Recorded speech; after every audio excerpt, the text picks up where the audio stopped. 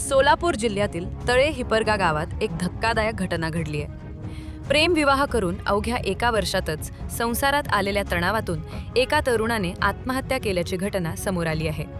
मिळालेल्या माहितीनुसार तळे हिपरगा येथील 25 वर्षीय प्रेम अंकुश जाधव याने रविवारी मध्यरात्री घरात गळफास घेऊन आत्महत्या केली.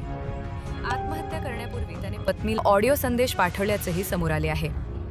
1 वर्षापूर्वी प्रेमविवाह झाल्यानंतर 2 महिन्यांपूर्वी त्यांच्या घरी मुलगी झाली होती. त्यानंतर पत्नी माहेरी गेली होती. मात्र ती परत येत नसल्याने प्रेम मानसिक तणावात होता. शिमगा सणासाठी तो पत्नीला वारंवार घरी बोलावत होता, पण ती आली नाही. घटनेच्या वेळी घरात असलेल्या भावाला आवाज ऐकू आल्याने त्याने धाव घेतली. शेजाऱ्यांच्या मदतीने प्रेमला तातडीने शासकीय रुग्णालयात नेण्यात आले. मात्र डॉक्टरांनी त्याला मृत घोषित केले. या घटनेने तळे हिपरगा गावावर शोककळा पसरली असून पोलीस अधिक तपास करत आहेत.